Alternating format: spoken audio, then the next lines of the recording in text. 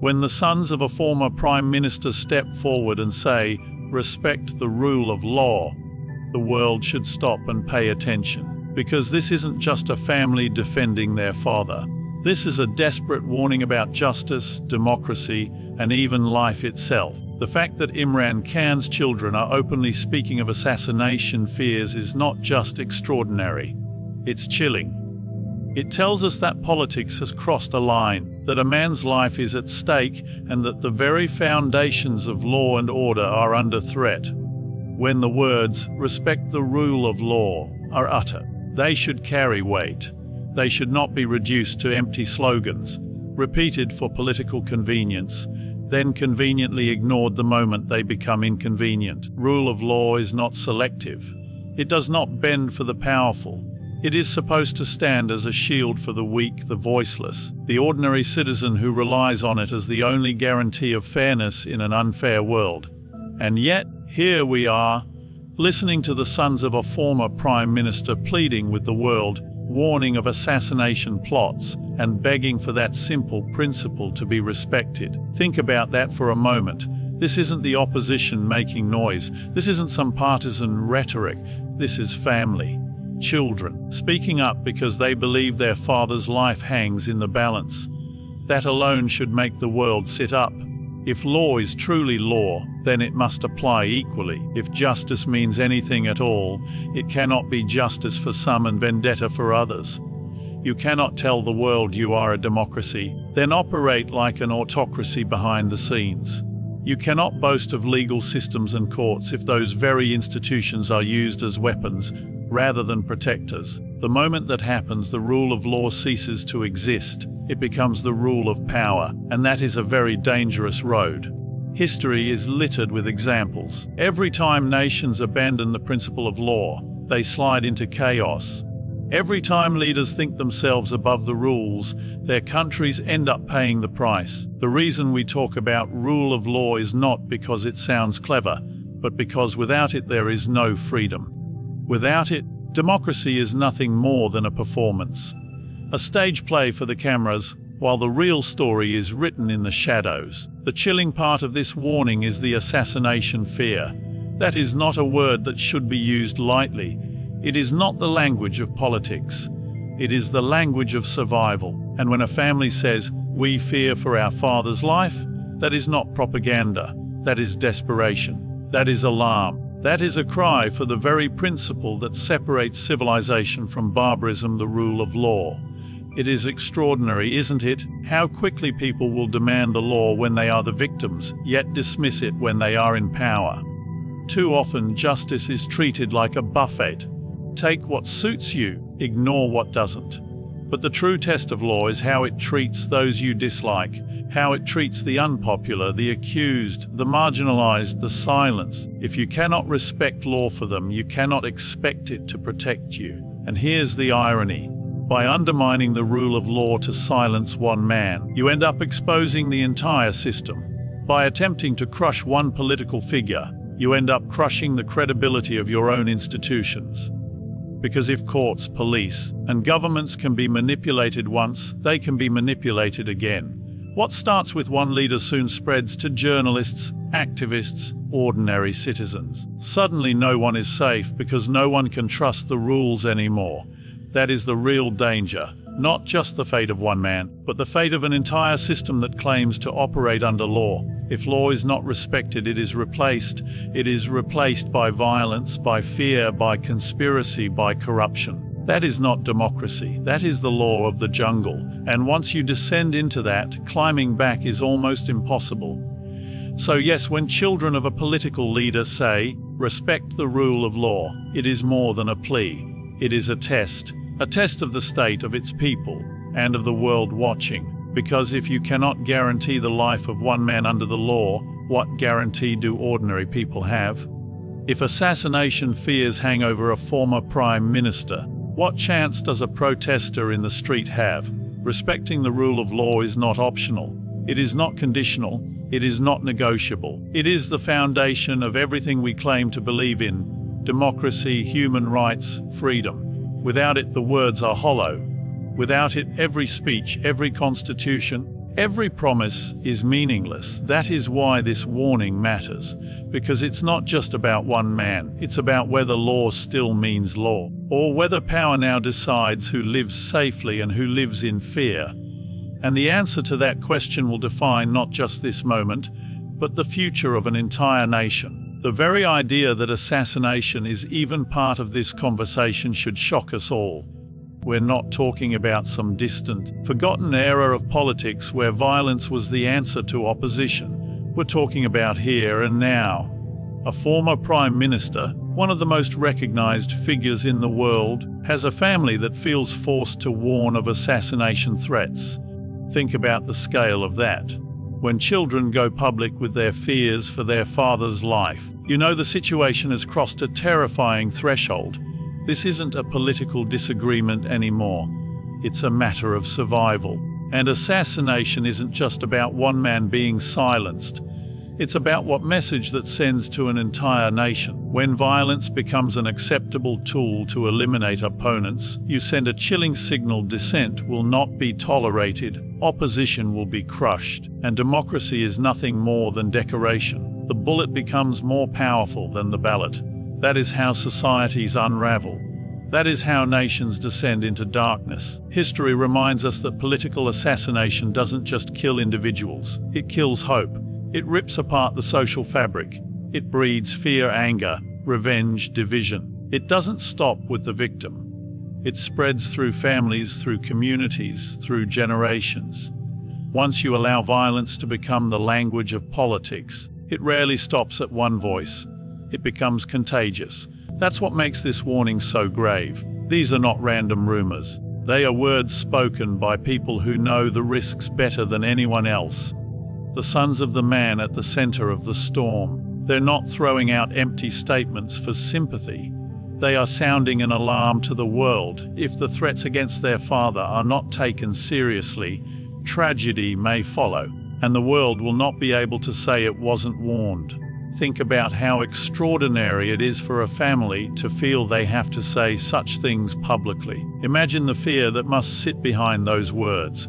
Every phone call, every knock on the door, every sudden noise becomes a potential threat. That's not politics. That's living under siege. That is not what democracy should look like. And yet, too often assassination threats are brushed aside, dismissed as exaggerations or political theater. That is a mistake history has punished before. Leaders who speak of danger and are ignored often end up becoming martyrs, their deaths only proving what they tried to say in life. It shouldn't have to come to that. It should not take a coffin to remind us of the value of law, justice, and accountability. The most disturbing part is the silence from those who should be the loudest. International leaders, human rights organizations, and defenders of democracy should be demanding guarantees of safety, not whispering from the sidelines. Because if a leader of this scale is assassinated, the shockwaves will not stop at one border. The instability, the outrage, the chaos will spill far beyond, and it will be too late for speeches of regret. There is also the moral question. What kind of nation tolerates assassination as a possibility for its leaders? What kind of state allows fear to dictate whether someone lives or dies? It's not just about security measures, guards and walls. It's about willpower. It's about whether those in power genuinely believe in protecting life, even the lives of those they oppose. If that belief disappears, then no one is safe. Not today, not tomorrow, not ever. Let's be clear, assassination doesn't just remove a political opponent. It destroys the legitimacy of the entire system. It proves the system cannot tolerate competition, cannot handle debate, cannot survive disagreement. And if that is the case, then the system itself is rotten, because true democracy does not fear opposition. It thrives on it. The son's warning is more than a plea for their father's safety. It is a plea for decency. It is a plea for civilization itself. Because if a nation cannot guarantee the life of a former prime minister, what can it guarantee its people? If violence is allowed to decide leadership, why pretend to hold elections at all? Why pretend to have courts or laws or constitutions? The truth is, assassination fears are not just about one man's life.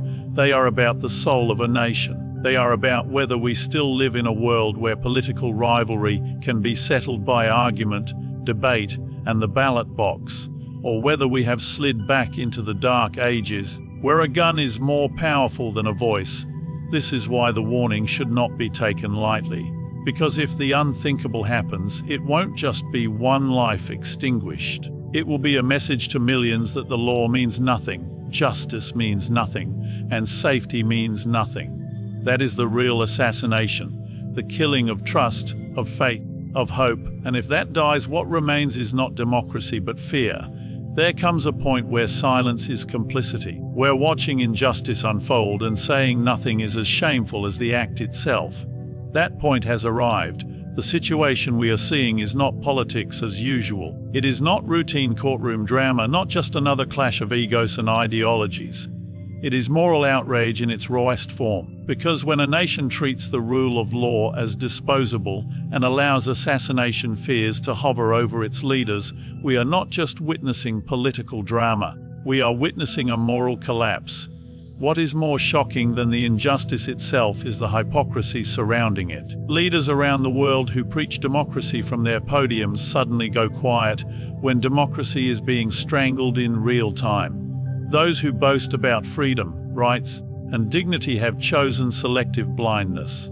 If it were happening in their own backyard, the outrage would be deafening. But when it happens somewhere less convenient, they stay silent, or worse, they make excuses. That's not diplomacy. That's cowardice. Moral outrage is not something you switch on and off, depending on geography or alliances. If you believe in justice, you believe in it everywhere. If you believe in human rights, you defend them everywhere. You cannot champion democracy when it suits your politics and ignore it when it doesn't. That is the ultimate double standard. That is why so many people no longer trust the speeches of so-called world leaders. Because the gap between their words and their actions is wide enough to drive a tank through. And let's be clear, this is not about one man alone. This is about what his treatment represents. If a nation can humiliate, silence, and endanger a former prime minister without fear of consequence, what does that mean for ordinary citizens? If the powerful are unsafe, then the powerless are invisible. If those with platforms can be threatened, then those without platforms stand no chance at all. That is why this is a moral issue, not just a political one. The outrage comes not only from what is happening, but from how casually it is happening. Assassination threats are spoken of as if they are normal, as if they are part of the background noise of political life. They are not normal. They should never be normal. Every threat, every warning, every fear should set off alarms. But instead we see shrugs. We see the slow turning of heads, the quiet moving on to the next story. That indifference is as dangerous as the threat itself. And then there is the shamelessness of those in power who talk about justice while denying it, who talk about law while breaking it, who talk about safety while presiding over fear. They wrap themselves in the language of democracy, but strip democracy of all its meaning. That is not leadership. That is deception. It is the exploitation of words that once stood for something noble, reduced now to nothing but masks for tyranny. The moral outrage here is also personal, because this is not an abstract debate about systems and theories. This is a family speaking out in fear. Sons worried for their father's life. A family publicly begging for safety that should already be guaranteed. Imagine being in their position. Imagine knowing that your father, your leader, your loved one, is walking a tightrope between justice and a coffin. And then imagine the world looking at you and saying, "We'll see what happens." That is not just neglect, that is cruelty. The world should not need to be reminded of the consequences of such negligence. We have seen it before. Leaders silenced violently become martyrs. Their deaths ignite movements bigger than their lives. And nations then spend decades trying to repair the damage, trying to explain how they let it happen, trying to heal wounds that never truly close. All because the warning signs were ignored. All because moral outrage was muted until it was too late. So yes, outrage is the only proper response. Outrage at the threats, outrage at the hypocrisy, outrage at the silence, outrage at the dangerous precedent being set. Because if this is allowed to stand, then the world is telling every tyrant, every dictator, every oppressor, do what you want. We'll look away. That is not just a betrayal of one man or one nation. It is a betrayal of the very values the modern world claims to cherish.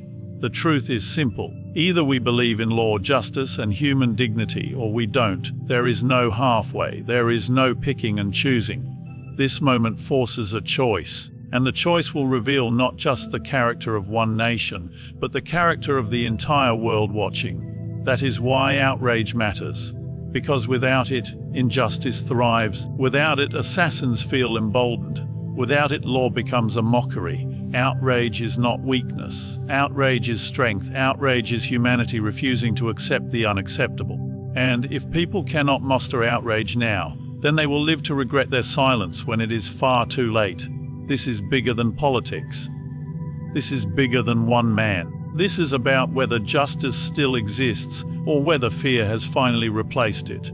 Because if a former prime minister can face assassination for daring to stand tall, then no citizen is safe. And if the rule of law is allowed to be trampled, then every law is meaningless. The world must decide, do we defend democracy when it matters most, or do we watch it die in silence? History will not forgive cowardice. It never has, it never will.